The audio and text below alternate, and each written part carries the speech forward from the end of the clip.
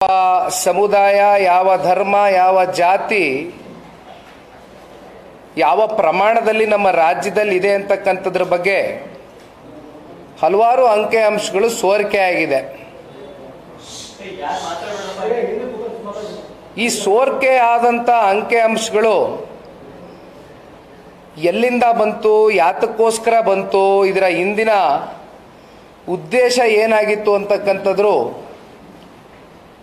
ಇದರ ಬಗ್ಗೆ ಚರ್ಚೆ ಮಾಡಬೇಕಾಗ್ತದೆ. ಇವತ್ತು ಕರ್ನಾಟಕ ರಾಜ್ಯ ಹಿಂದುಳಿದ ವರ್ಗದ ಆಯೋಗ ಸಾಮಾಜಿಕ ಮತ್ತು ಶೈಕ್ಷಣಿಕ ಸಮೀಕ್ಷೆ 2015ರ ದತ್ತಾಂಶಗಳ ಅಧ್ಯಯನ ವರದಿ 2024. This is there in every public domain today. ಒಂದಷ್ಟು ಪಬ್ಲಿಕ್ ಡೊಮೇನ್ಗಳಲ್ಲಿ ಈ ಮಾಹಿತಿ ಸಂಗ್ರಹ ಆಗಿದೆ, ದೊರಕುತ್ತೆ. ಇದ್ರ ಒಳಗಡೆ ಇರ್ತಕ್ಕಂಥದ್ದು ಏನಪ್ಪಾ ಅಂದರೆ,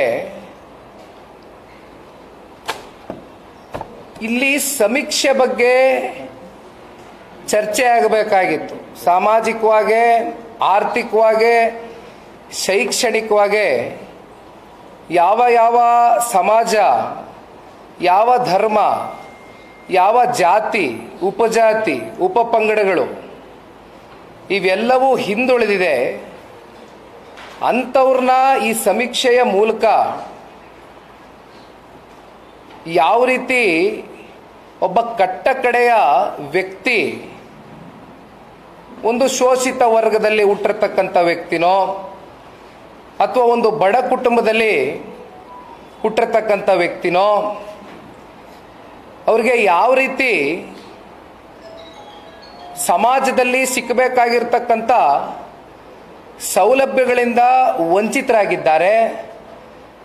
ಅಂತಹ ವ್ಯಕ್ತಿಗಳಿಗೆ ಇವತ್ತು ಯಾವ ರೀತಿ ಸರ್ಕಾರ ತನ್ನ ಕಾರ್ಯಕ್ರಮಗಳು ರೂಪಿಸುವ ಮೂಲಕ ಕಟ್ಟಕಡೆಯ ವ್ಯಕ್ತಿಯನ್ನ ಅವನ ಜೀವನದಲ್ಲಿ ಅವನು ಯಾವ ರೀತಿ ಪ್ರಗತಿ ಕಾಣ್ಬೋದು, ಯಾವ ರೀತಿ ಪ್ರೋಗ್ರೆಸಿವ್ ಆಗಿ ಒಂದು ಹೆಜ್ಜೆಯನ್ನು ಇಡ್ಬೋದು ಅಂತಕ್ಕಂಥ ನಿಟ್ಟಿನಲ್ಲಿ ಈ ಒಂದು ಸಮೀಕ್ಷೆ ಆಗಬೇಕಾಗಿರ್ತಕ್ಕಂಥದ್ರ ಬಗ್ಗೆ ನಾವು ಹಿಂದೆಯೂ ಕೂಡ ಸ್ವಾಗತ ಬಯಸಿದ್ದೇವೆ. ಇದಕ್ಕೆ ನಾವೆಂದೂ ಕೂಡ ಆಕ್ಷೇಪಣೆ ವ್ಯಕ್ತಪಡಿಸಿಲ್ಲ ಪಕ್ಷದ ವತಿಯಿಂದ. ಆದರೆ ಇಲ್ಲಿ ಚರ್ಚೆ ಆಗ್ತಾ ಇರ್ತಕ್ಕಂಥ ಅಂಶ ಯಾವ ಸಾಮಾಜಿಕ ಆರ್ಥಿಕ ಸಮೀಕ್ಷೆಗೆ ಒಳಪಟ್ಟಿರ್ತಕ್ಕಂಥ ಚರ್ಚೆಗಳು ಆಗಬೇಕಾಗಿತ್ತು. ಆದರೆ ಇದನ್ನ ಹೊರತುಪಡಿಸಿ ಇವತ್ತು ಜಾತಿ ಗಣತಿ ಅಂದರೆ ಯಾವ ಯಾವ ಸಮಾಜ, ಯಾವ ಯಾವ ಜಾತಿ, ಅದರ ಒಳಗಡೆ ಬರ್ತಕ್ಕಂಥ ಕೆಳಗಡೆ ಬರ್ತಕ್ಕಂಥ ಉಪಜಾತಿಗಳು ಅಥವಾ ಮುಸಲ್ಮಾನರಲ್ಲೇ ನೀವು ತಗೊಳ್ಳಿ. ಇವತ್ತು ಮುಸಲ್ಮಾನರಲ್ಲಿ ಸುನಿ ಮತ್ತೆ ಶಿಯಾ ಅಂತ ಇಬ್ಬರಿದ್ದಾರೆ. ಅದರಲ್ಲಿ ಬಹುಶಃ 60 ಉಪಜಾತಿಗಳು ಬರುತ್ತೆ ಅಂತ ಕೇಳಿದೆ ಅಣ್ಣ ನಾನು. ಇನ್ನು ಕ್ರಿಶ್ಚಿಯನ್ರಲ್ಲಿ ತಗೊಳ್ಳಿ, ಅವರಲ್ಲೂ ಬಹುತೇಕ ಒಂದು 21 ಉಪಜಾತಿಗಳು ಬರುತ್ತೆ ಅಂತಕ್ಕಂಥದ್ದನ್ನ ಕೇಳಿದ್ದೇವೆ. ನೀವು ಈ ಜಾತಿಯ ಆಧಾರದ ಮೇಲೆ ಯಾವ ಯಾವ ಉಪಜಾತಿಗಳಿಗೆ, ಯಾವ ಯಾವ ಧರ್ಮದಲ್ಲಿ ಬರ್ತಕ್ಕಂಥ ಒಳ ಪಂಗಡಗಳಿಗೆ ನೀವು ಯಾವ್ಯಾವ ರೀತಿ ನೀವು ಈ ಜಾತಿ ಗಣತಿ ಮಾಡಿದ್ದೀರೋ ನಮಗಂತೂ ಗೊತ್ತಿಲ್ಲ. ನಮಗೆ ತಿಳಿದಿರೋ ಮಟ್ಟಕ್ಕೆ ಕಾನ್ಸ್ಟಿಟ್ಯೂಷನ್ನಲ್ಲಿ ನಮಗೆ ಈ ಜಾತಿ ಗಣತಿ ವಿಚಾರಕ್ಕೆ ಸಂಬಂಧಪಟ್ಟಂತೆ ಬಿಡುಗಡೆ ಮಾಡ್ತಕ್ಕಂಥದ್ದಾಗಲಿ, ಸರ್ವೆ ಮಾಡ್ತಕ್ಕಂಥದ್ದಾಗಲಿ, ಅದರ ದತ್ತಾಂಶವನ್ನು ಹೊರಗಡೆ ತಗೊಂಡು ಬರ್ತಕ್ಕಂಥ ಕೆಲಸ ಮಾಡ್ತಕ್ಕಂಥ ಒಂದು ಶಕ್ತಿ ಇರ್ತಕ್ಕಂಥವ್ರು, ಅಧಿಕಾರ ಇರ್ತಕ್ಕಂಥದ್ದು ಕೇಂದ್ರ ಸರ್ಕಾರಕ್ಕೆ ಮಾತ್ರ. ಇದು ರಾಜ್ಯ ಸರ್ಕಾರಕ್ಕೆ ಅನ್ವಯ ಆಗ್ಲಿಕ್ಕಿಲ್ಲ. ಆದರೆ ಜಾತಿ ಗಣತಿ ಅಂತಕ್ಕಂಥ ಪ್ರಮುಖವಾದಂಥ ವಿಚಾರನ ಮುಂದಿಟ್ಕೊಂಡು ರಾಜ್ಯ ಸರ್ಕಾರ ಹಾಗೂ ಈ ರಾಜ್ಯದ ಮುಖ್ಯಮಂತ್ರಿಗಳು ಸನ್ಮಾನ್ಯ ಸಿದ್ದರಾಮಣ್ಣವರು ಒಂದು ಈ ಇತಿಹಾಸ ಸಿದ್ದರಾಮಣ್ಣ ಅವರೇ, ನಾವು ವಯಸ್ಸಿನಲ್ಲಿ ಭಾಳ ಚಿಕ್ಕವರಿದ್ದೀರಿ ನಿಮಗಿಂತ. ಇತಿಹಾಸದ ಚರಿತ್ರೆಯ ಪುಟಗಳಲ್ಲಿ ಸಿದ್ದರಾಮಣ್ಣ ಅವರೇ ನೀವು ಯಾವ ರೀತಿ ಉಳ್ಕೊಳ್ಬೇಕು ಅಂತಕ್ಕಂಥ ನಿರ್ಧಾರ ಮಾಡಿದ್ದೀರಾ ಅಂತಕ್ಕಂಥದ್ದನ್ನು ನಿಮಗೆ ನಾವು ಬಿಡ್ತೇವೆ. ನಿಮ್ಮ ನವದೆಹಲಿಯ ಡಮ್ಮಿ ಹೈಕಮಾಂಡ್ ಏನಿದೆ, ನೀವು ಹೋಗಿ ಅವ್ರ ಜೊತೆ ಕೂತ್ಕೊಂಡು ಚರ್ಚೆ ಮಾಡಿ. ಇನ್ನ 3 ವರ್ಷ ನೀವು ಈ ರಾಜ್ಯದ ಮುಖ್ಯಮಂತ್ರಿಗಳಾಗಿ ಮುಂದುವರಿಲಿಕ್ಕೋ ಅಥವಾ ಇನ್ಯಾತಕ್ಕೋಸ್ಕರ ಇದನ್ನ ಮುನ್ನೆಲೆಗೆ ತಗೊಂಡು ಬಂದ್ರಿ ಅಂತಕ್ಕಂಥ ಯಕ್ಷ ಪ್ರಶ್ನೆ ಬಹುತೇಕರಲ್ಲಿ ಕಾಡ್ತಾ ಇದೆ. ಮಾತೆತ್ತಿದ್ರೆ ನಾನು ಸಮಾಜವಾದಿ ಅಂತೀರಿ, ಮಾತೆತ್ತಿದ್ರೆ ನಾನು ಸಾಮಾಜಿಕ ನ್ಯಾಯದ ಪರವಾಗಿ ಧ್ವನಿ ಎತ್ತಕ್ಕಂಥ ವ್ಯಕ್ತಿ ಅಂತ ಹೇಳ್ತೀರಿ. ಜೊತೆಯಲ್ಲಿ ಬಹುತೇಕ ಸಂದರ್ಭದಲ್ಲಿ ತಾವು ಹೇಳಿದ್ದೀರಿ, ವಕೀಲರಾಗಿ ಸಾಕಷ್ಟು ವಿಷಯಗಳನ್ನ ನೀವು ತಿಳ್ಕೊಂಡಿದ್ದೀರಿ ಅಂತಕ್ಕಂಥದ್ದು, ಅದಕ್ಕೆ ನಾವು ಗೌರವಿಸ್ತೇವೆ. ಆದರೆ ನಿಮ್ಮ ವಕೀಲರ ವೃತ್ತಿಗೆ ಯಾವ ಒಂದು ತತ್ವ ಮತ್ತು ಆದರ್ಶವನ್ನು ನೀವು ಪಾಲನೆ ಮಾಡಬೇಕಾಗಿತ್ತು, ಬಹುಶಃ ಎಲ್ಲೋ ಒಂದು ಕಡೆ ಆ ತತ್ವ ಆದರ್ಶಗಳನ್ನ ಕಡೆಗಾಣಿಸಿ ಈಗಾಗಲೇ 2ನೇ ಬಾರಿ ನೀವು ಈ ರಾಜ್ಯದ ಮುಖ್ಯಮಂತ್ರಿಗಳಾಗಿದ್ದೀರಿ.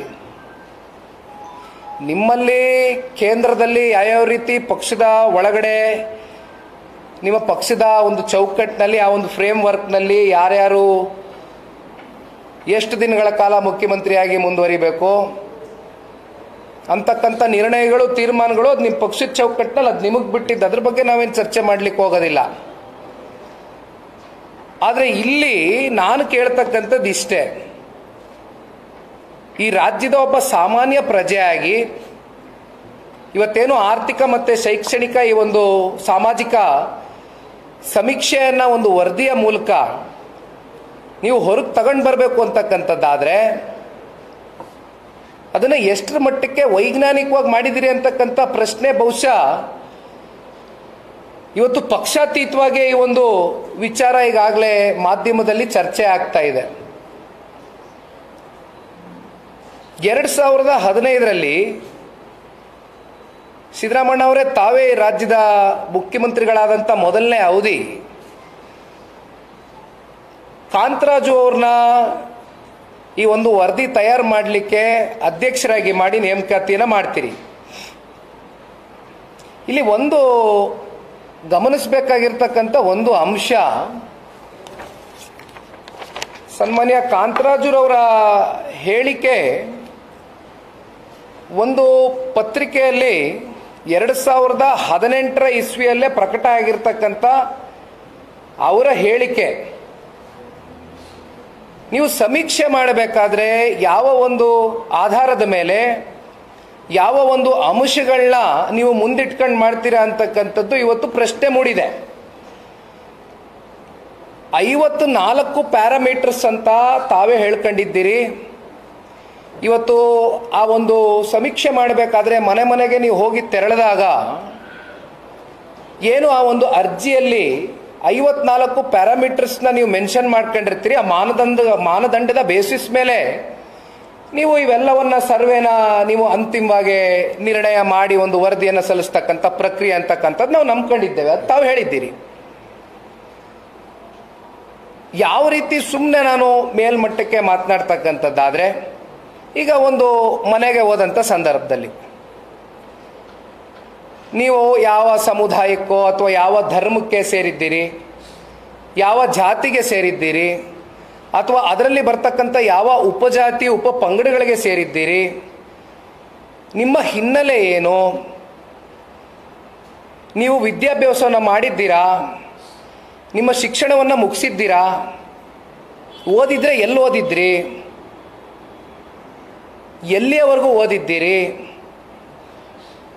ಉದ್ಯೋಗ ಇದೆಯಾ, ಉದ್ಯೋಗ ಮಾಡ್ತಾ ಇದ್ರೆ ಎಲ್ಲಿ ಉದ್ಯೋಗ ಮಾಡ್ತಿದ್ದೀರಿ, ಪ್ರತಿ ತಿಂಗಳು ಅಥವಾ ವರ್ಷದ ನಿಮ್ಮ ಆದಾಯ ಏನು, ಯಾವ ರೀತಿ ನೀವು ಜೀವನ ಸಾಗಿಸ್ತಾ ಇದ್ದೀರಿ, ನಿಮ್ಮ ಆದಾಯ ಏನು, ಇವೆಲ್ಲ ಕೆಲವೊಂದಷ್ಟು ಪ್ಯಾರಾಮೀಟರ್ಸು ಪ್ಲಸ್ ಜೊತೆಯಲ್ಲಿ ನೀವೇನಾದರೂ ಭೂಮಿಯನ್ನು ಇಟ್ಕೊಂಡಿದ್ದೀರಾ, ಆ ಭೂಮಿ ನಿಮ್ಮದೇ ಸ್ವಂತ ಭೂಮಿನ, ಅದ್ರ ಭೂಮಿ ನಿಮ್ಮದೇ ಆಗಿದ್ರೆ ನೀವೇನಾದ್ರು ಉಳುಮೆ ಮಾಡ್ತಿದ್ದೀರಾ ಅಲ್ಲಿ, ಅದರಿಂದ ಬರ್ತಾ ಇರ್ತಕ್ಕಂಥ ಆದಾಯ ಏನು, ಈ ರೀತಿ ನಾನಾ ಪ್ಯಾರಾಮೀಟರ್ಸ್ನ 54 ಪ್ಯಾರಾಮೀಟರ್ ಒಳಗಡೆ ಈ ಒಂದು ಸರ್ವೆನಲ್ಲಿ ಈ ವರದಿ ಮೂಲಕ ತಾವು ಮೆನ್ಷನ್ ಮಾಡ್ಕೊಂಡಿದ್ದೀರಿ ಅಂತಕ್ಕಂಥದ್ದನ್ನ ನಾವೆಲ್ಲರೂ ಭಾವಿಸಿದ್ದೀವಿ. ಆದರೆ ಇಲ್ಲಿ ಒಂದು ಹೇಳಿಕೆ ಪ್ರಕಟಗೊಂಡಿರ್ತಕ್ಕಂಥ ಹೇಳಿಕೆ, ಇದನ್ನ ಹೇಳಿರ್ತಕ್ಕಂಥ ವ್ಯಕ್ತಿ ಯಾರು ಅಂದರೆ ಕಾಂತರಾಜುರವರು. ಅವರು ಈ ಹಿಂದುಳಿದ ವರ್ಗದ ಏನು ಒಂದು ಸಮೀಕ್ಷೆಯ ಒಂದು ಅಧ್ಯಕ್ಷರಾಗಿ 5 ವರ್ಷಗಳ ಕಾಲ ಆ ವರದಿಯನ್ನು ತಯಾರು ಮಾಡ್ತಕ್ಕಂಥದ್ದಕ್ಕೆ ಕಾಂತರಾಜುರವರ ಒಂದು ಮುಂದಾಳತ್ವದಲ್ಲಿ ಈ ವರದಿ, ಈ ಒಂದು ಸರ್ವೆ ಪ್ರಕ್ರಿಯೆ ಪ್ರಾರಂಭ ಏನಾಯಿತು, ಅವರೇ ಸ್ವತಃ ಒಂದು ಹೇಳಿಕೆ ಕೊಟ್ಟಿದ್ದಾರೆ. ಇಲ್ಲಿ ಬಹಳ ಸೂಕ್ಷ್ಮವಾಗಿ ಗಮನಿಸ್ಬೋದು. ಬಹುಶಃ ಈ ಒಂದು ಪ್ರಕ್ರಿಯೆಯಲ್ಲಿ ಸರ್ಕಾರದ ನೌಕರರು, ಸರ್ಕಾರದ ಶಿಕ್ಷಕರು ಇವರನ್ನೇ ಒಂದು ಮೂಲವಾಗಿ ಈ ಒಂದು ಸರ್ವೆ ಮೂಲಕ ಒಂದು ಪ್ರಕ್ರಿಯೆಯಲ್ಲಿ ಬಳಸ್ಕೊಂಡಿರ್ತಕ್ಕಂಥದ್ದು. ಆದರೆ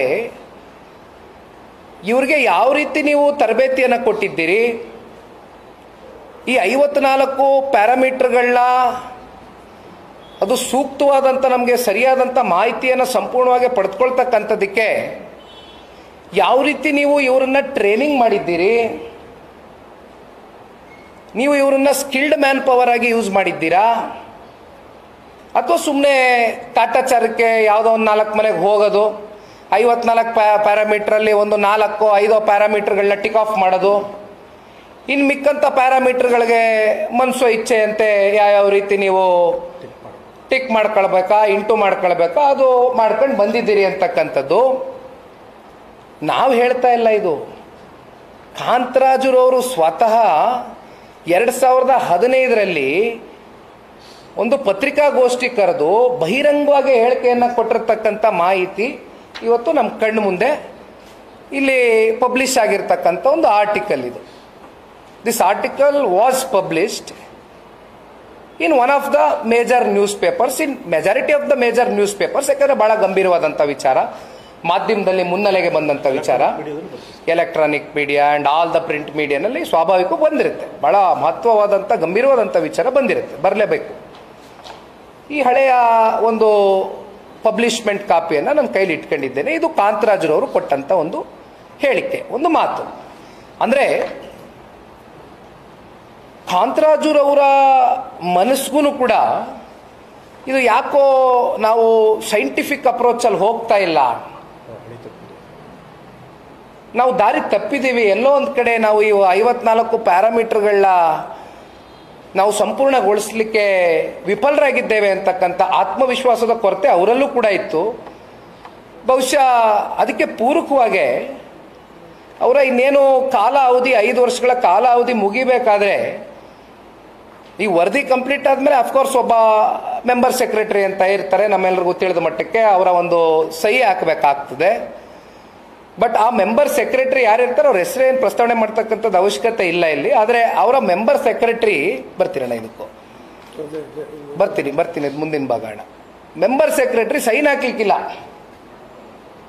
ಈ ವರದಿ ಸಂಪೂರ್ಣಗೊಂಡಿದೆ, ಬಹಳ ದಕ್ಷತೆಯಿಂದ ಪಾರದರ್ಶಕತೆಯಿಂದ ನಾವು ಈ ಸಂಪೂರ್ಣ ಎಲ್ಲ ಪ್ಯಾರಾಮೀಟರ್ಸ್ನು ಕೂಡ ಒಳಗೊಂಡಂತೆ ಈ ಒಂದು ವರದಿ ತಯಾರು ಮಾಡಿದ್ದೀವಿ ಅನ್ನೋದಕ್ಕೆ ಕಾಂತರಾಜುರವರಲ್ಲೂ ಕೂಡ ಆತ್ಮವಿಶ್ವಾಸ ಕುಗ್ಗಿತ್ತು. ಅದಕ್ಕೆ ಪೂರಕವಾಗಿ ಆ ಮೆಂಬರ್ ಸೆಕ್ರೆಟರಿ ಕೂಡ ಸಹಿ ಹಾಕಿಲ್ಲ.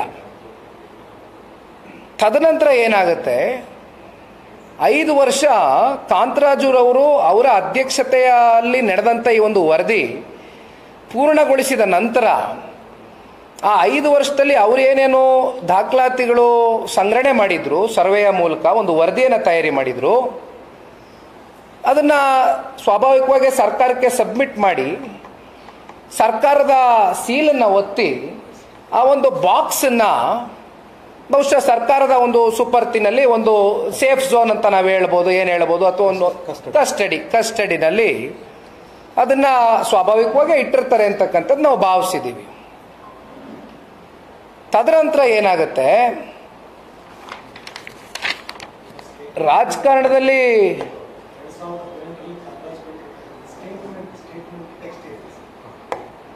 ಎಲ್ಲ ಇಲ್ಲಿದೆ ಅಣ್ಣ, ಬಿಡುಗಡೆ ಮಾಡ್ತೀವಿ. ಇಲ್ಲ ಓದಿ ಅಣ್ಣ, ಇಲ್ಲ ಇದೆ ಅವ್ರ ಹೇಳಿಕೆ ಓದ್ಬಿಡಿ, ಸ್ಮಾಲ್ ಹೇಳಿಕೆ. ಸಮೀಕ್ಷೆಯಲ್ಲಿ ಯಾವುದಾದರೂ ಲೋಪವಾಗಿದ್ದರೆ ಅದಕ್ಕೆ ಸಮೀಕ್ಷೆದಾರರೇ ಹೊಣೆ, ಅದರ ವಿರುದ್ಧ ಕ್ರಮ ಕೈಗೊಳ್ಳುತ್ತೇವೆ, ಅಂತಹ ಪ್ರದೇಶದಲ್ಲಿ ಮತ್ತೆ ಗಣತಿ ಮಾಡಿಸುತ್ತೇವೆ. ಅಂದ್ರೆ ಇದು ಕಾಂತರಾಜುರವರು ಕೊಟ್ಟಂತಹ ಹೇಳಿಕೆ ಇಲ್ಲಿದೆ. ಅದನ್ನ ಈಗ ಸದ್ಯಕ್ಕೆ ದೇವರಾಜಣ್ಣ ಅವ್ರು ಕೊಟ್ಟಂತ ಹೇಳಿಕೆನ ಪುನರಚನೆ ಮಾಡಿದ್ದಾರೆ. ಇದನ್ನ ನಾವು ರಿಲೀಸ್ ಮಾಡ್ತೇವೆ ಇದನ್ನ. ತದನಂತರ ಕಾಂತರಾಜುರವರ ಅವಧಿ ಮುಕ್ತಾಯ ಆಗಬೇಕಾದಂಥ ಸಂದರ್ಭದಲ್ಲಿ ಈಗ ತಾನೇ ಹೇಳ್ದಂಗೆ ಒಂದು ಸರ್ಕಾರದ ಸೀಲನ್ನು ಒತ್ತಿ ಒಂದು ಡಾಕ್ಯುಮೆಂಟೇಶನ್ ಏನು ಕ್ರಿಯೇಟ್ ಮಾಡ್ಕೊಂಡಿರ್ತಾರೆ, ಸರ್ಕಾರದ ಸುಪರ್ತಿನಲ್ಲಿ ಏನು ಒಂದು ಬಾಕ್ಸ್ ಇರುತ್ತೆ. ತದನಂತರ ಬಂದಂಥವ್ರು ಯಾರು? ರಾಜಕಾರಣದಲ್ಲಿ ಅವ್ರನ್ನ ನಾವೆಲ್ಲರೂ ಬಹಳ ಸಭ್ಯರು, ಅತ್ಯಂತ ಸರಳ ಸಜ್ಜನಿಕೆಯ ವ್ಯಕ್ತಿತ್ವ, ಅತ್ಯಂತ ಸಂಭಾವಿತ ಅಂತಕ್ಕಂಥದ್ದು ಸಾರ್ವಜನಿಕ ವಲಯದಲ್ಲಿ ಅವ್ರ ಬಗ್ಗೆ ಇಲ್ಲಿಯವರೆಗೂ ಇದ್ದಂಥ ಒಂದು ಇಂಪ್ರೆಷನ್, ಒಂದು ಅಭಿಪ್ರಾಯ. ಅವರು ಬಂದ ನಂತರ ಅವರು ಕೂಡ ಒಂದು ಪತ್ರವನ್ನ ಬರೀತಾರೆ. ಇದು ಬಹಳ ಸೂಕ್ಷ್ಮವಾಗಿ ಗಮನಿಸಬೇಕಾಗಿರ್ತಕ್ಕಂಥ ಅಂಶ. 2021, 26 8ನೇ ತಿಂಗಳು ಅಂತ ಅಂದ್ಕೊಳ್ತೇನೆ, ಇಲ್ಲಿ ಮೆನ್ಷನ್ ಆಗಿದೆ. ಎಸ್, ದಿನಾಂಕ 26 8ನೇ ತಿಂಗಳು 2021 ಇಸ್ವಿ ಅವರು ಒಂದು ಪತ್ರವನ್ನ ಬರೀತಾರೆ. ಈ ಪತ್ರ ಯಾರಿಗೆ ಬರೀತಾರೆ ಅಂದ್ರೆ, ಹಿಂದುಳಿದ ವರ್ಗದ ಸಚಿವಾಲಯಕ್ಕೆ ಒಂದು ಪತ್ರ ಬರೀತಾರೆ. ಜೊತೆಯಲ್ಲಿ ರಾಜ್ಯದ ಮುಖ್ಯಮಂತ್ರಿಗಳ ಗಮನಕ್ಕೂ ಕೂಡ ಈ ಪತ್ರವನ್ನ ಬಹಿರಂಗವಾಗಿ ಬರೀತಾರೆ. ಇದು ಸಾರ್ವಜನಿಕ ವಲಯದಲ್ಲೂ ಕೂಡ ಬಹುಶಃ ಇತ್ತೀಚಿನ ದಿನಗಳಲ್ಲಿ ಗಮನಕ್ಕೆ ಬಂದಿದೆ ಅಂತಕ್ಕಂಥದ್ದು ನಾನು ಕೇಳ್ತಾ ಇದ್ದೆ. ಗೊತ್ತಿಲ್ಲ ಇದು ಎಷ್ಟರ ಮಟ್ಟಕ್ಕೆ ಪ್ರಚಾರ ಪಡೆದುಕೊಳ್ತು ಈ ಪತ್ರ ಅಂತ. ಆ ಪತ್ರದಲ್ಲಿ ಏನಾಗಿದೆ, ಉಲ್ಲೇಖ ಆಗಿರ್ತಕ್ಕಂಥ ಅಂಶ ಏನು, ಈ ಹಿಂದೆ ಕಾಂತರಾಜುರವರು ಈ 5 ವರ್ಷಗಳ ಒಂದು ವರದಿ, ಆ ಒಂದು ದಾಖಲಾತಿಗಳು ಇವತ್ತು ಸರ್ಕಾರದ ಒಂದು ಸುಪರ್ತಿಗೆ ಒಪ್ಪಿಸಿದ್ದಾರೆ ಅಂತಕ್ಕಂಥದ್ದನ್ನ ಒಂದು ಸೀಲನ್ನ ಹಾಕಿ ಅಂತಕ್ಕಂಥದ್ದು ನಾವೇನು ಭಾವಿಸಿದ್ವಿ. ಆದರೆ ಇಲ್ಲಿ ಇವ್ರು ಹೇಳ್ತಕ್ಕಂಥದ್ದು, ಹೆಗಡೆ ಅವ್ರು ಹೇಳ್ತಕ್ಕಂಥದ್ದು, ಅದರ ಒಳಗಡೆ ಇರಬೇಕಾದಂತ ಏನೊಂದು ಮದರ್ ಡಾಕ್ಯುಮೆಂಟ್ ಇದೆಯಲ್ಲ, ಮೂಲ ಪ್ರತಿ, ಹಸ್ತಪ್ರತಿ ಮತ್ತೆ ಮೂಲ ಪ್ರತಿ, ಇವೆರಡೂ ಕೂಡ ಇದರ ಒಳಗಡೆ ಇಲ್ಲ.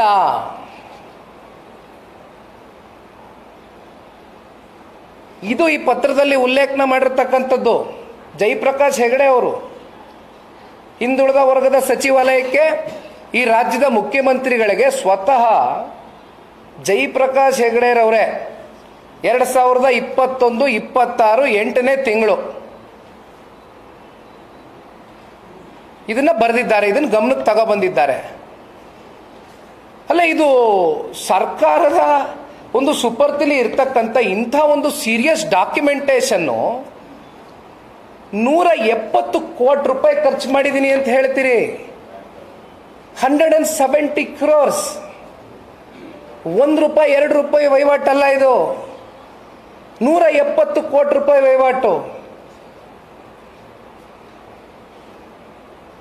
ಇದು ದುಡ್ಡು ಯಾರದು? ರಾಜ್ಯದ ಜನತೆಯ ಟ್ಯಾಕ್ಸ್ ಪೇಯರ್ಸ್ ಮನಿ ಅಲ್ವೇ ಇದು? ಈ ರೀತಿ ಸ್ವೇಚ್ಛಾಚಾರವಾಗಿ 170 ಕೋಟಿ ರೂಪಾಯಿ ವರದಿ ತಯಾರು ಮಾಡಲಿಕ್ಕೆ ನೀವು ದುಡ್ಡನ್ನ ಇವತ್ತು ಏನು ಬಳಕೆಯನ್ನ ಮಾಡಿದ್ದೀರಿ. ಆದರೆ ಇದರ ಒಂದು ಮೂಲ ಪ್ರತಿ, ಹಸ್ತಪ್ರತಿ ಇಲ್ಲ ಅಂತ ಹೇಳಿದ್ರೆ ಜಯಪ್ರಕಾಶ್ ಹೆಗಡೆ ಅವರು ಎಲ್ಲಿ ಹೋಯ್ತು?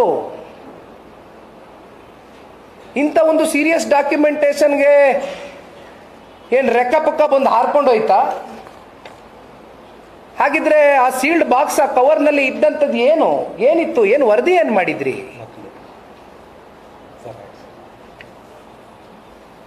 ಏನಿತ್ತು ಒಳಗಡೆ? ಎಲ್ಲಿ ಹೋಯ್ತು? ನಾವು ಜಯಪ್ರಕಾಶ್ ಹೆಗಡೆ ಅವ್ರನ್ನ ಬಹಳ ಸಂಭಾವಿತ ರಾಜಕಾರಣಿ ಅಂತ ಇಲ್ಲಿವರೆಗೂ ಇಡೀ ಸಾರ್ವಜನಿಕ ವಲಯದಲ್ಲಿ ಚರ್ಚೆ ಇರ್ತಕ್ಕಂಥದ್ದು, ಎಲ್ಲರಲ್ಲೂ ಒಂದು ಇಂಪ್ರೆಷನ್ ಇದೆ. ಆದರೆ ಇನ್ನೊಂದು ಇಲ್ಲಿ ಬಹಳ ಹಾಸ್ಯಾಸ್ಪದವಾದಂಥ ಒಂದು ಸಂಗತಿ, ಇವತ್ತು ಅಧ್ಯಕ್ಷರ ಈ ಒಂದು ಸ್ಥಾನಕ್ಕೆ 5 ವರ್ಷಗಳ ಕಾಲ ಸೀಮಿತವಾಗಿ ಈ ವರದಿ ತಯಾರು ಮಾಡ್ತಕ್ಕಂಥದ್ದಕ್ಕೆ ಜಯಪ್ರಕಾಶ್ ಅವರು ಮುಕ್ತಾಯ ಆದ ನಂತರ, ನಮ್ಮ ಕಾಂತರಾಜುರವರು ಅವರ ಒಂದು ಅವಧಿ ಮುಕ್ತಾಯ ಆದ ನಂತರ, ಜಯಪ್ರಕಾಶ್ ಹೆಗಡೆರವರು ಬಂದ ನಂತರ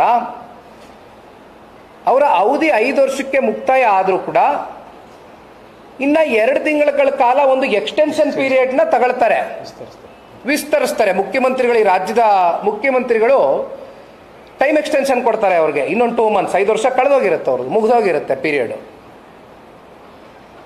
ಬಹಳ ಹಾಸ್ಯಾಸ್ಪದವಾದಂಥ ವಿಚಾರ. 10 ವರ್ಷದಲ್ಲಿ ನೀವು ವರದಿಯನ್ನು ತಯಾರು ಮಾಡ್ಲಿಕ್ಕೆ ಆಗದೆ ಇರತಕ್ಕಂಥ ಸರ್ಕಾರ ಅಥವಾ ಆಯೋಗ ಕೇವಲ 2 ತಿಂಗಳಲ್ಲಿ, ಮ್ಯಾಟರ್ ಆಫ್ 60 ಡೇಸ್, ಕೇವಲ 60 ದಿನದಲ್ಲಿ ನೀವು 5,98,00,000 ಜನ ಕನ್ನಡಿಗರ ಮನೆಗೆ ಹೋಗಿ ತಲುಪಿದ್ದೇವೆ ಅಂತಕ್ಕಂಥದನ್ನ ಹೇಳ್ತಿರಲ್ಲ. ಬಾಬಾ ಯಾವ ವೇಗ ರೀ ಇದು! ಗಾಳಿಗಿಂತ ವೇಗ, ಬೆಳಕಿಗಿಂತ ವೇಗ. ಬಾಬಾ ಏನ್ ಸ್ಪೀಡು! ಮೈ ಗುಡ್ನೆಸ್, ಇದು ನಂಬಲಿಕ್ಕೆ ಆಗ್ತದ? ನೀವು ಇಷ್ಟು ವರ್ಷ ಈ ವರದಿನ ತಯಾರು ಮಾಡ್ಲಿಕ್ಕೆ ಆಗದೆ ಇರೋರು ಕೇವಲ 60 ದಿನದಲ್ಲಿ 2 ತಿಂಗಳ ಟೈಮ್ ಎಕ್ಸ್ಟೆನ್ಷನ್ ಕೊಟ್ಟು, ಆಮೇಲೆ ಇಲ್ಲೊಬ್ರು ಮಹಾನ್ ಭಾವರು ಈ ಸಲ ಮೆಂಬರ್ ಸೆಕ್ರೆಟರಿ ಒಬ್ರು ಸೈನ್ ಹಾಕಿದ್ದಾರೆ ಇದಕ್ಕೆ. ಆ ಮೆಂಬರ್ ಸೆಕ್ರೆಟರಿ ಯಾರು ಅಂತ ನಾನು ಹೆಚ್ಚಾಗಿ ಅದನ್ನ ವಿವರಣೆ ಕೊಡ್ಲಿಕ್ಕೆ ಹೋಗೋದಿಲ್ಲ. ಅದು ಇರ್ಲಿ, ಆಯ್ತು, ಅದು ಈ ರಾಜ್ಯದ ಮುಖ್ಯಮಂತ್ರಿಗಳ ವಿವೇಚನೆಗೆ ಬಿಡ್ತೀನಿ.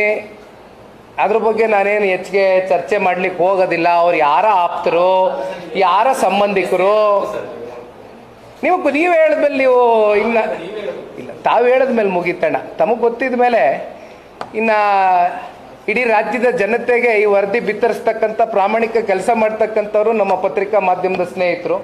ಹಾಗಾಗಿ ತಮಗೆ ಆ ವ್ಯಕ್ತಿಯ ಹೆಸರು ಗೊತ್ತಿದ್ರೆ ಸಾಕಣ. ಹಾಗಾಗಿ ನಾನೇನು ಅದ್ರ ಬಗ್ಗೆ ಹೆಚ್ಚಾಗಿ ಮಾತನಾಡೋದಕ್ಕೆ ಹೋಗೋದಿಲ್ಲ. ಆದರೆ ಅವರು ಸಹಿ ಹಾಕ್ತಾರೆ, ಮೆಂಬರ್ ಸೆಕ್ರೆಟರಿ ಸ್ಥಾನದಲ್ಲಿ ಕೂತಂತ ಅವ್ರು ಸಹಿ ಹಾಕ್ತಾರೆ. ಆಮೇಲೆ ಇಂಥ ಆಯೋಗದಲ್ಲಿ ಒಬ್ಬ ಮೆಂಬರ್ ಸೆಕ್ರೆಟರಿ ಆಗ್ತಕ್ಕಂಥ ಅರ್ಹತೆ ಇರ್ತಕ್ಕಂಥವ್ರು ಅತ್ಯಂತ ಬಹಳ ಸೀರಿಯಸ್ ಉನ್ನತ ಸ್ಥಾನದಲ್ಲಿ ಈ ಸರ್ಕಾರದ ಅವಧಿಯಲ್ಲಿ ಸೇವೆ ಮಾಡಿರ್ತಕ್ಕಂಥ IAS ಅಧಿಕಾರಿಗೆ ಹೊರತುಪಡಿಸಿ ಇಲ್ಲಿ ಇವರು ಅತ್ಯಂತ ಜೂನಿಯರ್ ಆಗ್ತಾರೆ SS ಲೆವೆಲಲ್ಲಿ. ಇವರು ಸೈನ್ ಹಾಕ್ತಾರೆ, 60 ದಿನದಲ್ಲಿ ಪ್ರಕ್ರಿಯೆ ಮುಗಿಸ್ಕೊಳ್ತಾರೆ.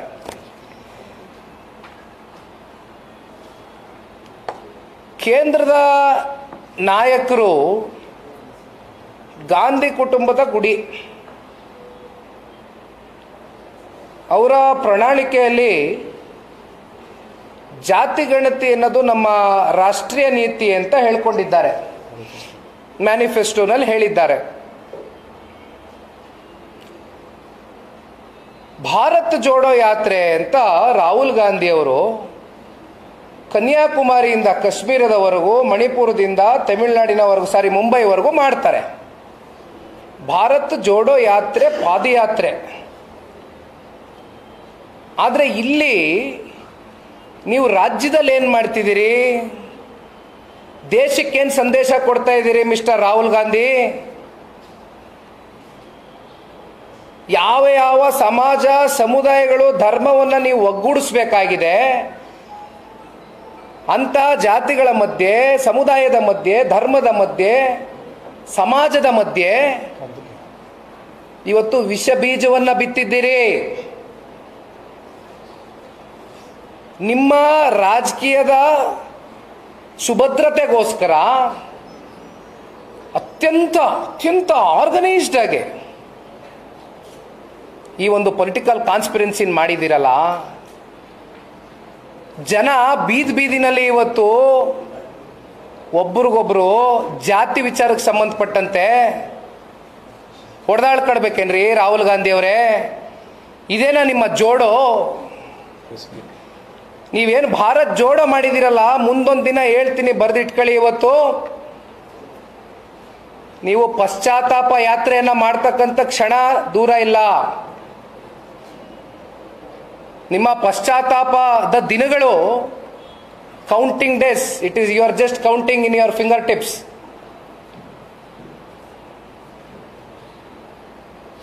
ಸಮಾಜದ ಮಧ್ಯೆ ನಿಮ್ಮ ರಾಜಕೀಯ ಬೇಳೆಕಾಳಿಗೋಸ್ಕರ ಈ ರೀತಿ ಸಂಘರ್ಷವನ್ನ ತಂದಿಕ್ತಕ್ಕಂಥದ್ದು, ಇವತ್ತು ಇಡೀ ರಾಜ್ಯದಲ್ಲಿ ಏನಾದರೂ ಬೀದಿಗೆ ಇಳಿದು ಜನ ಈ ವಿಚಾರಕ್ಕೆ ಸಂಬಂಧಪಟ್ಟಂತೆ ಹೋರಾಟಕ್ಕೆ ಏನಾದ್ರು ಕೈಗೆ ಎತ್ಕೊಂಡಾಗ ನೀವು ನಿಜಕ್ಕೂ ಇದಕ್ಕೆ ಉತ್ತರ ಕೊಡ್ಲಿಕ್ಕೆ ಆಗ್ತದೆಯೇ? ವಿಶೇಷ ಸಚಿವ ಸಂಪುಟ ವಿಶೇಷವಾಗಿ ಕರೆದ್ರಿ, ಏನಾಯ್ತು ಚರ್ಚೆಗಳು? ದಯಮಾಡಿ ಸಾರ್ವಜನಿಕರಿಗೆ ತಿಳಿಸಿ. ನಾನೊಬ್ಬ ಕಾಮನ್ ಮ್ಯಾನ್ ಕೇಳ್ತಾ ಇದ್ದೀನಿ, ಪ್ಲೀಸ್. ಯಾಕಂದ್ರೆ 170 ಕೋಟಿ ನಮ್ದೆಲ್ಲ ಖರ್ಚಾಗಿದೆ, ಹಣ, ಟ್ಯಾಕ್ಸ್ ಪೇಯರ್ಸ್ ಮನಿ. ದಯಮಾಡಿ ಒಬ್ಬ ಕಾಮನ್ ಮ್ಯಾನ್ ಕೇಳ್ತಾ ಇದ್ದೀನಿ, ಇದನ್ನ ಕರೆಕ್ಟಾಗಿ ನೀವು ಅಧ್ಯಯನ ಮಾಡಬೇಕು. ಇದರಲ್ಲಿ ನಿಮ್ಮ ಉದ್ದೇಶಗಳು ಒಳ್ಳೆಯ ಉದ್ದೇಶ ಆಗಿದ್ದಿದ್ರೆ ಸರ್ವಪಕ್ಷದ ಸಭೆಯನ್ನು ಕರಿಬೇಕಾಗಿತ್ತು. ಎಲ್ಲ ಸಮಾಜ, ಧರ್ಮ, ಜಾತಿಯ ನಾಯಕರುಗಳಿದ್ದಾರೆ, ಸಮುದಾಯ ನಾಯಕರುಗಳಿದ್ದಾರೆ, ಸ್ವಾಮೀಜಿಗಳಿದ್ದಾರೆ, ಕರಿಬೇಕಾಗಿತ್ತು, ಇಡಬೇಕಾಗಿತ್ತು. ಮುಖ್ಯಮಂತ್ರಿಗಳು ಒಂದು ಮಾತು ಹೇಳಿದ್ರು, ನಾವೆಲ್ಲ ಸೂಕ್ಷ್ಮ ಗಮನಿಸ್ತಾ ಇದ್ವಿ. ಮೊನ್ನೆ ಅವರ ನೇತೃತ್ವದ ಈ ಒಂದು ಸಚಿವ ಸಂಪುಟದ ಚರ್ಚೆಯ ಬಳಿಕ ಹೊರಗಡೆ ಬಂದು ಮಾಧ್ಯಮದಲ್ಲಿ ಏನು ಓಡಾಡ್ತಾ ಇದೆಯಲ್ಲ ಅದೇ ಇರಬಹುದೋ ಏನೋ ಅನ್ನೋ ಒಂದು ನಿಟ್ಟಿನಲ್ಲಿ ಅವರೊಂದು ಹೇಳಿಕೆ ಕೊಡ್ತಾರೆ. ಬಹಳ ಸೂಕ್ಷ್ಮವಾಗಿ ಗಮನಿಸಬೇಕಿದು.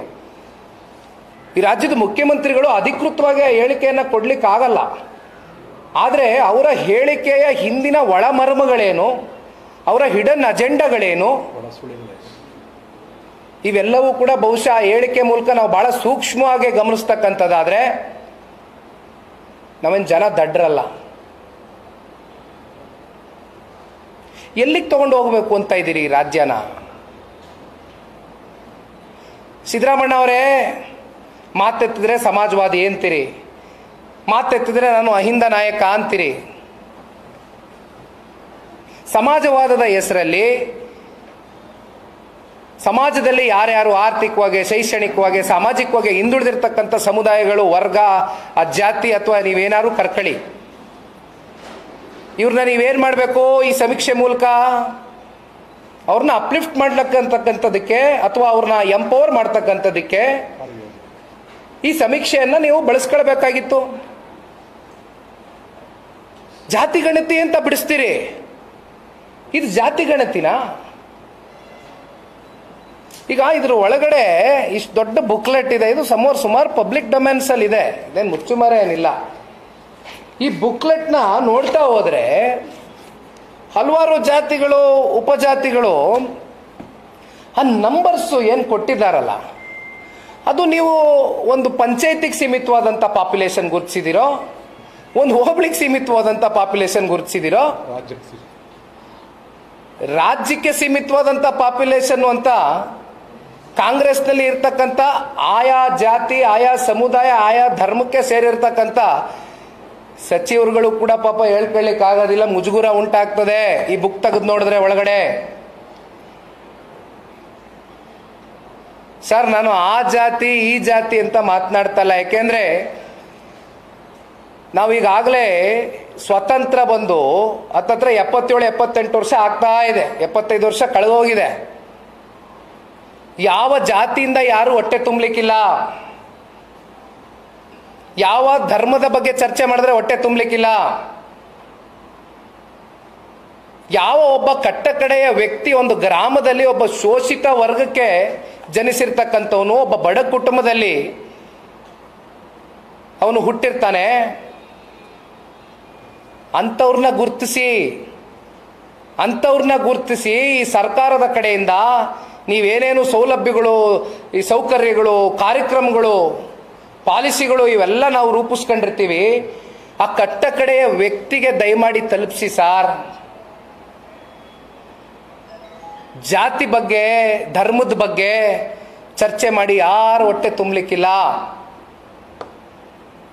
ನಿಮ್ಮ ಹೊಟ್ಟೆ ತುಂಬಿಸ್ಕೋಬಹುದು. ಏನಣ್ಣ ಇನ್ನು ಹಬ್ಬ ಅಂದ್ರೆ ಇನ್ನೊಂದು 3 ವರ್ಷ ನೀವು ಈ ರಾಜ್ಯದ ಮುಖ್ಯಮಂತ್ರಿಗಳಾಗಿರ್ತೀರಾ ಅಷ್ಟೇ ಅಲ್ವೇ? ಅದಕ್ಕಿಂತ ಇನ್ನೇನು ಮುಂದೆ, ವಾಟ್ ನೆಕ್ಸ್ಟ್?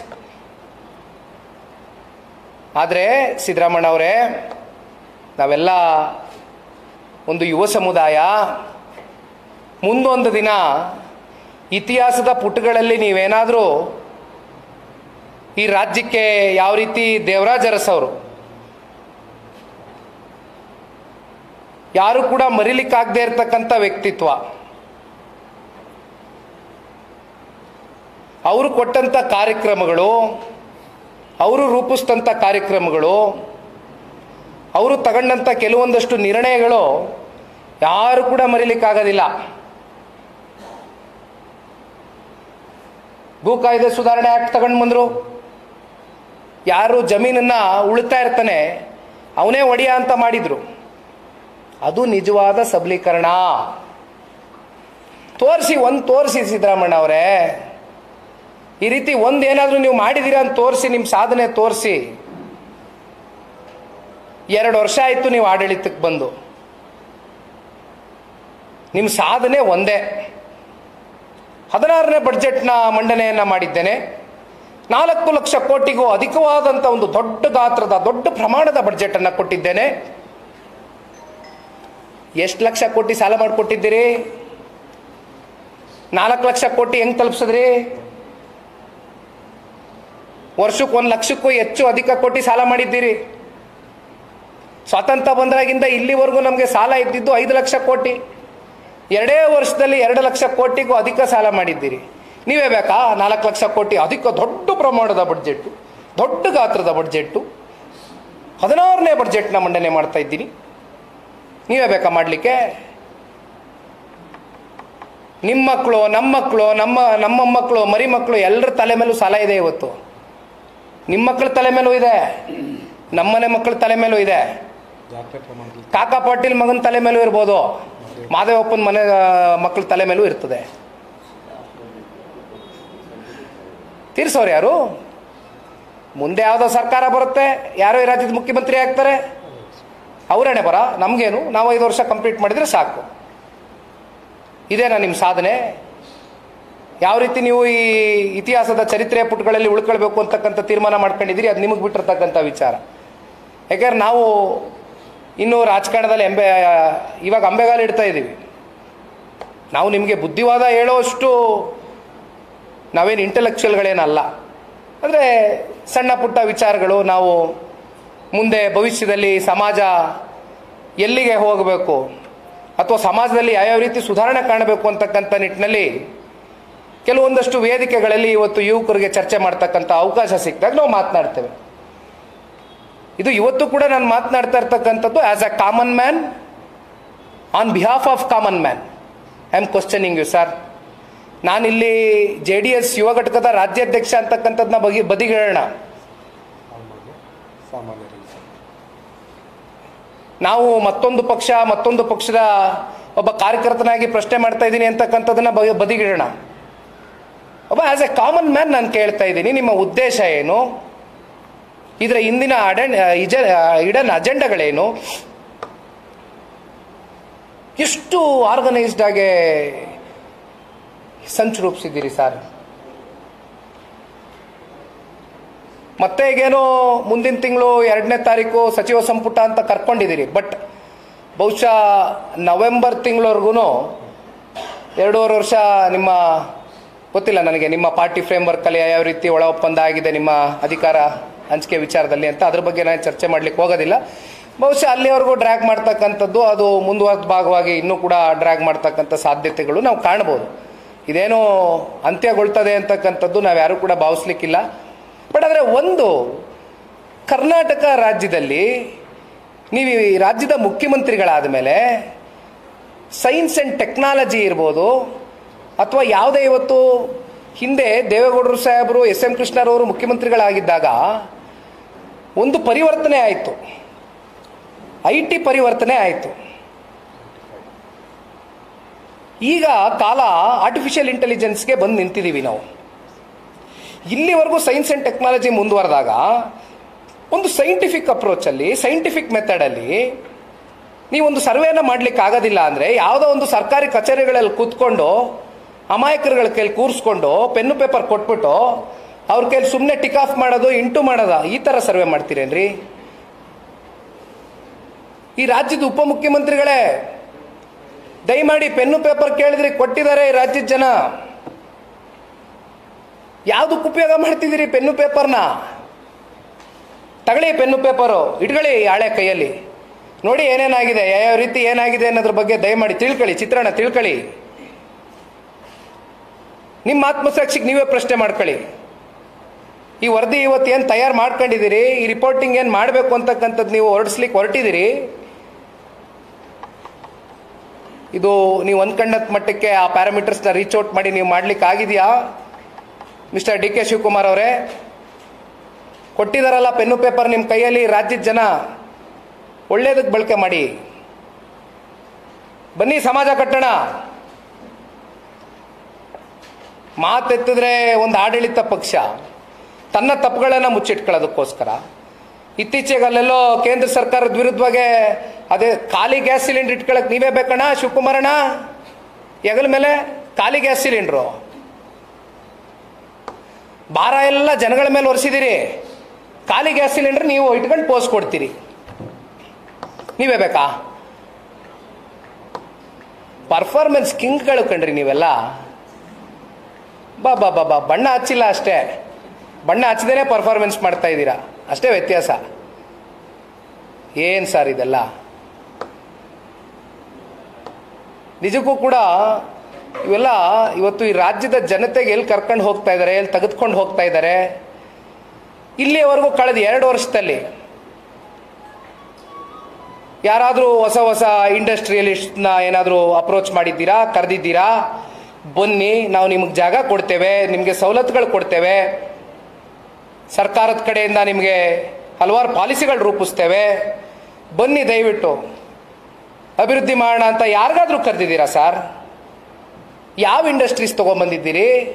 ಯಾವ ಇಂಡಸ್ಟ್ರಿಯಲಿಸ್ಟ್ ಮೀಟ್ಗಳಲ್ಲಿ ನೀವು ಮಾಡಿರ್ತಕ್ಕಂಥ ಸುಮ್ಮನೆ ಕಾಟಾಚಾರದ ಮೀಟ್ಗಳ ಮುಂದುವರೆದ ಭಾಗ ಏನು? What is the progressive step you have taken? ಏನು ಹೆಜ್ಜೆಯನ್ನು ಇಟ್ಟಿದ್ದೀರಿ? ಯಾವ ದಟ್ಟವಾದಂಥ ಹೆಜ್ಜೆಯನ್ನು ಇಟ್ಟಿದ್ದೀರಿ ಈ ರಾಜ್ಯದ ಅಭಿವೃದ್ಧಿ ಕಾಣಲಿಕ್ಕೆ?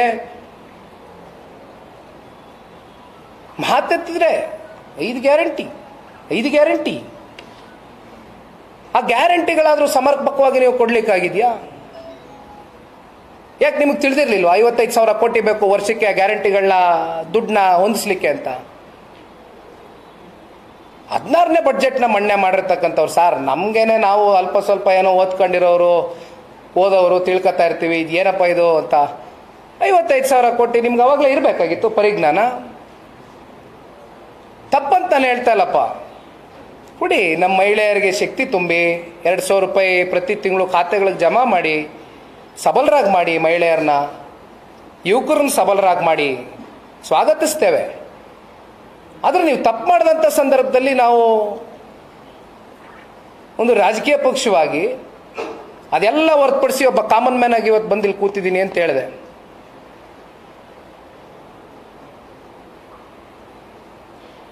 ಅದಕ್ಕೋಸ್ಕರ ಇವತ್ತು ಈ ಒಂದು ಪತ್ರಿಕಾಗೋಷ್ಠಿಯನ್ನು ಕರೆದಿರ್ತಕ್ಕಂಥದ್ದು ಸನ್ಮಾನ್ಯ ಕೇಂದ್ರದ ಸಚಿವರು ಕುಮಾರಣ್ಣ ಅವರು ಅತಿ ಶೀಘ್ರದಲ್ಲೇ ಈ ವಿಚಾರಕ್ಕೆ ಸಂಬಂಧಪಟ್ಟಂತೆ ಒಂದು ಪತ್ರಿಕಾಗೋಷ್ಠಿಯನ್ನು ಕರೆದು ಮಾತನಾಡ್ತೇನೆ ಅಂತಕ್ಕಂಥದ್ದನ್ನ ಈಗಾಗಲೇ ಹೇಳಿದ್ದಾರೆ.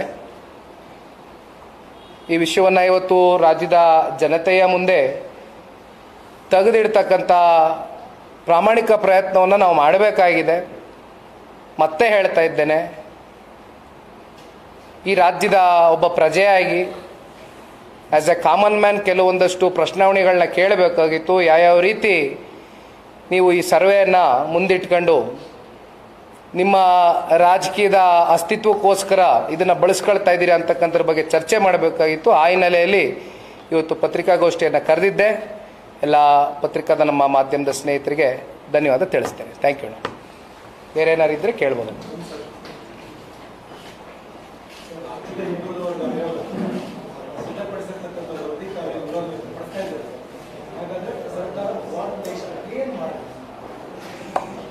ಸರ್ಕಾರ ಇದು ಒಂದು ಸರ್ವ ಪಕ್ಷದ ಒಂದು ಸಭೆಯನ್ನು ಕರೀತಕ್ಕಂಥದ್ದು ಸೂಕ್ತ. ಪ್ಲಸ್ ಇದೇನು ಇವತ್ತು ಕೆಲವೊಂದಷ್ಟು ವರದಿಗಳು ತಯಾರು ಮಾಡಿಕೊಂಡಿದ್ದಾರೆ, ಈ ಸರ್ವೆಗಳು ಅಂತಕ್ಕಂಥದ್ದನ್ನ ಏನು ಕರೀತಾ ಇದ್ದಾರೆ, ಇದು ಯಾವ ಆಧಾರದ ಮೇಲೆ ಮಾಡಿದ್ದಾರೆ, ಇವೆಲ್ಲವೂ ಕೂಡ ಪುನರ್ ಪರಿಶೀಲನೆ ಆಗಬೇಕು, ಅಧ್ಯಯನ ಆಗಬೇಕು.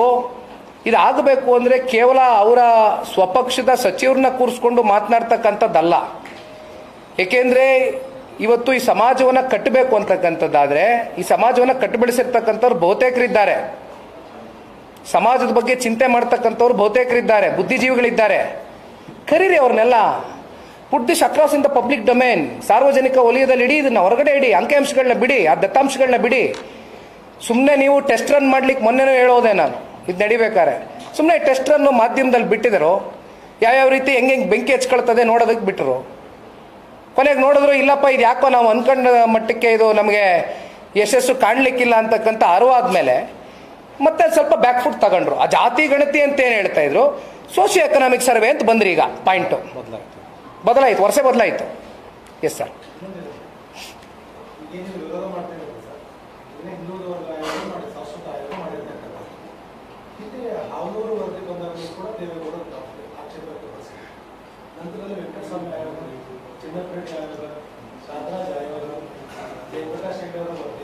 ಎಲ್ಲವನ್ನೂ ಕೂಡ ವಿರೋಧಿಸುವ ಮೂಲಕ ಒಂದು ಸಮುದಾಯದ ಪರವಾಗಿರ್ತಕ್ಕಂಥ ಅಜೆಂಡಾ ಸೆಟ್ ಮಾಡಬಹುದು ಪ್ರಯತ್ನ ಜೆಡಿಎಸ್ ನಾಯಕರು ನಿಖಿಲ್ ಕುಮಾರಸ್ವಾಮಿ ಮಾಡ್ತಿದ್ದಾರೆ ಅನ್ನುವಂಥ ಭಾವನೆ ಬರುತ್ತೆ.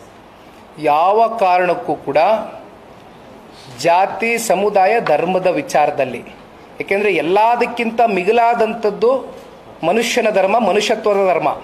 ನಾವು ಅದರಲ್ಲಿ ನಂಬಿಕೆ ಇಟ್ಕೊಂಡಿದ್ದೇವೆ, ನಮ್ಮ ತತ್ವ ಸಿದ್ಧಾಂತ ಅದು. ಸನ್ಮಾನ್ಯ ಕುಮಾರಣ್ಣವ್ರು ಇಲ್ಲಿವರೆಗೂ ರಾಜಕಾರಣ ಮಾಡ್ಕೊಂಬಂದಿರತಕ್ಕಂಥದ್ದು ಬಹುಶಃ ತಮಗೂ ಕೂಡ ಗೊತ್ತಿದೆಯಣ್ಣ. ಯಾವತ್ತೂ ಒಂದು ಧರ್ಮ ಜಾತಿ ಆಧಾರದ ಮೇಲೆ ನಾವು ರಾಜಕಾರಣ ಮಾಡ್ಕೊಂಬಂದಿಲ್ಲ. ನಾವು ಎಂದೂ ಕೂಡ ಇದನ್ನು ವಿರೋಧಿಸ್ತೀವಿ ಅಂತ ಹೇಳಿಲ್ಲ. ದಯಮಾಡಿ ನಾವು ವಿರೋಧಿಸ್ತಾ ಇಲ್ಲ, ಇದನ್ನ ನಾವು ಸ್ವಾಗತಿಸ್ತೀವಿ. ಆದರೆ ನೀವು ಮಾಡಿರ್ತಕ್ಕಂಥ ಯಾವ ರೀತಿ ನೀವು ಮಾಡಿದ್ದೀರಲ್ಲ ಇದನ್ನ, ಆ ವ್ಯವಸ್ಥೆಯನ್ನು ವಿರೋಧಿಸ್ತಾ ಇದ್ದೇವೆ, ನಿಮ್ಮ ಅಪ್ರೋಚನ್ನ ವಿರೋಧಿಸ್ತಾ ಇದ್ದೇವೆ.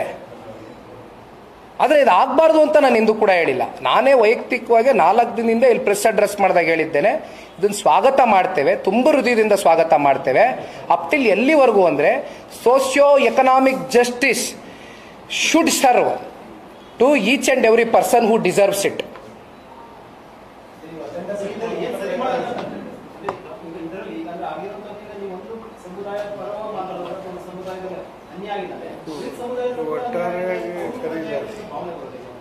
ಇಲ್ಲಿ ಈ ದತ್ತಾಂಶಗಳು ವರದಿ ಏನ್ ಬಂದಿದೆ ಅಂತಕ್ಕಂಥದ್ದು ಅಧಿಕೃತವಾಗಿ ಇಲ್ಲಿವರೆಗೂ ಕೂಡ ಸರ್ಕಾರ ಅದನ್ನ ಹೊರಗಡೆ ಇಟ್ಟಿಲ್ಲಣ್ಣ.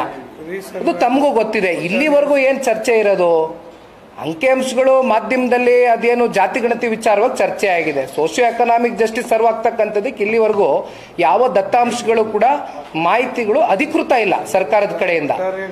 ಇದನ್ನ ನಾನು ಅದಕ್ಕೆ ಹೇಳ್ತಾ ಇರೋದು, ಸರ್ವಪಕ್ಷದ ಸಭೆಯನ್ನ ಕರೀರಿ, ಜೊತೆಯಲ್ಲಿ ಒಂದಷ್ಟು ಬುದ್ಧಿಜೀವಿಗಳು, ಸ್ವಾಮೀಜಿಗಳು, ಎಲ್ಲ ಜಾತಿ ವರ್ಗದಲ್ಲಿ ಒಂದಷ್ಟು ಸಂಘಗಳನ್ನೂ ಕರೀರಿ, ಕೂತ್ಕೊಂಡು ಚರ್ಚೆ ಮಾಡೋಣ. Because this is taxpayers money. ನಾನು ಪದೇ ಪದೇ ಹೇಳ್ತಾ ಇದ್ದೀನಿ, ಸರ್ಕಾರದ ದುಡ್ಡು ಅಂದ್ರೆ ರಾಜ್ಯದ ಜನತೆಯ ತೆರಿಗೆ ದುಡ್ಡು, ಅದಕ್ಕೆ ಗೌರವ ಕೊಡಿ. ಒಟ್ಟಾರೆ ಸಮೀಕ್ಷೆ ಸರಿ ಇಲ್ಲ, ಸರ್ವೆ ಆಗಲಿ ಅಂತ. ಒಂದು ನಿಮಿಷ ಅಣ್ಣ. 2017ಕ್ಕೆ ರಿಪೋರ್ಟ್ ರೆಡಿ ತದಬಳಿಕ ಸಮ್ಮಿಶ್ರ ಸರ್ಕಾರದಲ್ಲಿ ಕುಮಾರಸ್ವಾಮಿ ಅವರು ಮುಖ್ಯಮಂತ್ರಿ ಆಗಿದ್ದರು, ಹಾಗೂ ಕೂಡ ರಿಪೋರ್ಟ್ ತಗೊಂಡು ಅದಾದ ಬಳಿಕ ಯಡಿಯೂರಪ್ಪ ಮುಖ್ಯಮಂತ್ರಿ ಆದರು, ಅವರು ಕಟ್ ಮಾಡಿದ್ರು. ಅದಾದ ಬಳಿಕ ಬೊಮ್ಮಾಯಿ ಅವರು ಮುಖ್ಯಮಂತ್ರಿ ಆದರು, ಅವರು ಕಟ್ ಮಾಡಿಲ್ಲ. ಅಂದ್ರೆ ನಿಮಗೆ ಇದು ರಿಪೋರ್ಟ್ ಅವೈಜ್ಞಾನಿಕ ಅಂತ ಹೇಳುತ್ತೆ. ಸಮ್ಮಿಶ್ರ ಸರ್ಕಾರದವರು ರಿಜೆಕ್ಟ್ ಮಾಡಬಹುದಾಗಿತ್ತು. ಕುಮಾರಸ್ವಾಮಿ ರಿಜೆಕ್ಟ್ ಮಾಡಿದ್ದಾರೆ, ಕುಮಾರಣ್ಣ ಅವರು ರಿಜೆಕ್ಟ್ ಮಾಡಿದ್ದಾರೆ, ಒಪ್ಪಿಲ್ಲ ಇದನ್ನ, ಒಪ್ಪಿಲ್ಲ ಇದನ್ನ. ಎಸ್ ಅಂದ್ರೆ ತಗೊಳ್ಳು ಇಲ್ಲ, ರಿಜೆಕ್ಟ್ ಮಾಡಿಲ್ಲ ಅಂದ್ರೆ ಅವ್ರಿಗೆ ಮನಸ್ಸಿಗೆ ಸಮಾಧಾನ ತಂದುಕೊಟ್ಟಿಲ್ಲ ಅಂತ ಅರ್ಥ. ರಿಜೆಕ್ಟ್ ಮಾಡಿ ನಾನು ಹೇಗೇನು ಹೊಸದಾಗಿ ಮಾಡ್ತೀನಿ ಅಂತ ಹೇಳ್ಬೋದಾಗ್ತದೆ. ನೀವು ಮಾಡೋದು ಸರಿ ಇಲ್ಲ ಅಂತ ಹೇಳಿದ್ರೆ ನಾವು ಹೊಸದಾಗಿ ಮಾಡ್ತೀವಿ ಅಂತ ಹೇಳ್ಬೋದಾಗುತ್ತಲ್ಲ. ಆ ಗಟ್ಟಿತನ ಯಾಕೆ ಕುಮಾರಸ್ವಾಮಿ ಎಷ್ಟು ತಿಂಗಳು ಉಳ್ಕೊಡ್ತಾನ? ಆಡಳಿತ ಇದ್ದಿದ್ದೆ 14 ತಿಂಗಳಣ್ಣ. ರಾಜ್ಯದ ಮುಖ್ಯಮಂತ್ರಿಗಳಾಗಿ ಎಂದೂ ಕೂಡ 5 ವರ್ಷಗಳ ಕಾಲ ಸಂಪೂರ್ಣ ಆಡಳಿತ ಮಾಡಲೇ ಇಲ್ಲ ಕುಮಾರಣ್ಣ ಅವರು. ಈಗಲೂ ನಾವು ಗಟ್ಟಿ ತಂದಿಂದ ಹೇಳ್ತೇವೆ, ಈ ಸರ್ವೆಯನ್ನು ನಾವು ಯಾವಾಗ ತುಂಬ ಹೃದಯದಿಂದ ಸ್ವಾಗತ ಮಾಡ್ತೇವೆ ಅಂದರೆ, ನಿಮ್ಮ ಸರ್ವೆಯಲ್ಲಿ ಪಾರದರ್ಶಕತೆ ಇರಲಿ, ಜೊತೆಯಲ್ಲಿ ಒಂದು ಅಧ್ಯಯನ ಮಾಡೋಣ ಎಲ್ಲರೂ ಕೂತು. ಏಕೆಂದರೆ ಇಲ್ಲಿ ಆ ಜಾತಿ ಮೇಲ್ವರ್ಗ ಕೆಳಮರ್ಗ ಅಂತಕ್ಕಂಥದ್ದು ಇಲ್ಲಿವರೆಗೂ ಏನು ಕ್ರಿಯೇಟ್ ಆಗಿ ಹೋಗಿದೆಯಲ್ಲ, ದಯವಿಟ್ಟು ಅದು ಹೋಗಬೇಕು. We are differentiated by caste, community and religion, but we have to get united as Kannadigas. ಇದು ನನ್ನ ರಿಕ್ವೆಸ್ಟ್, ಸಿನ್ಸಿಯರ್ ರಿಕ್ವೆಸ್ಟ್.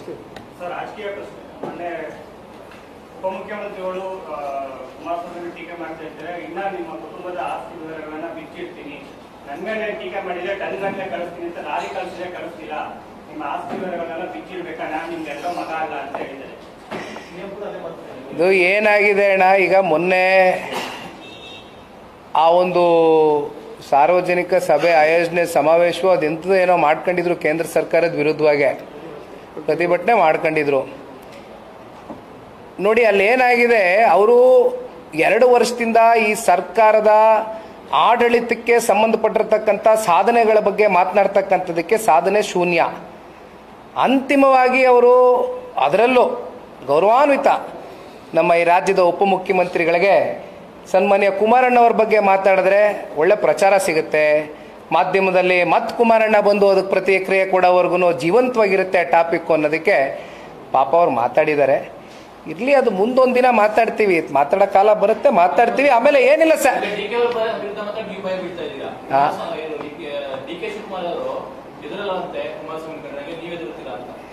ಯಾರಿಗೆ ಹೆದರ್ಬೇಕು ಸರ್?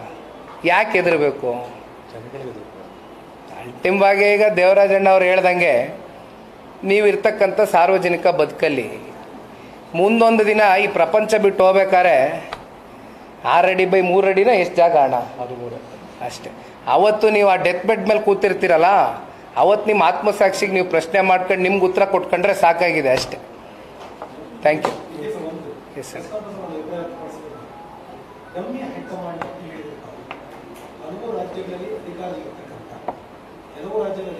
ಹಲವು ಅಲ್ಲ, ಕೆಲವು. ವಿರೋಧ ಪಕ್ಷವಾಗಿರ್ತಕ್ಕಂಥ ಕಾಂಗ್ರೆಸ್ ಡಮ್ಮಿ ಹೈಕಮಾಂಡ್ ಯಾವ ಆಧಾರದ ಮೇಲೆ ಈಗ ಈ ಜಾತಿ ಗಣತಿ ವಿಚಾರವಾಗಿ ನವದೆಹಲಿಗೆ ಹೋದ್ಮೇಲೆ ಕೇಂದ್ರದ ಗಾಂಧಿ ಕುಟುಂಬ ರಾಹುಲ್ ಗಾಂಧಿ ಅವ್ರ ಜೊತೆ ಕುತ್ಕೊಂಡು ಚರ್ಚೆ ಮಾಡಿದ ಮೇಲೆ ಇದನ್ನ ಹೊರಗಡೆ ಬಿಟ್ರು. ಈಗ ಯಾವ ಆಧಾರದ ಮೇಲೆ ನಾನು ಕಾಂಗ್ರೆಸ್ನ ಡಮ್ಮಿ ಅಂತ ಹೇಳ್ತೀನಿ, ಡಮ್ಮಿ ಹೈಕಮಾಂಡ್ ಅಂತ ಹೇಳ್ತೀನಿ ಅಂದರೆ, ಈಗ ದೇಶದಲ್ಲಿ ಸ್ವತಂತ್ರ ಬಂದ ಮೇಲೆ ಕಾಂಗ್ರೆಸ್ ಪಕ್ಷ ಇಲ್ಲಿಯವರೆಗೂ ಎಷ್ಟು ವರ್ಷಗಳ ಕಾಲ ಆಡಳಿತ ಮಾಡಿದೆ ನಮ್ಮ ದೇಶದಲ್ಲಿ? ಸುದೀರ್ಘ ಕಾಲ ಅವರೇ ಮಾಡಿರ್ತಕ್ಕಂಥದ್ದು ಆಡಳಿತ.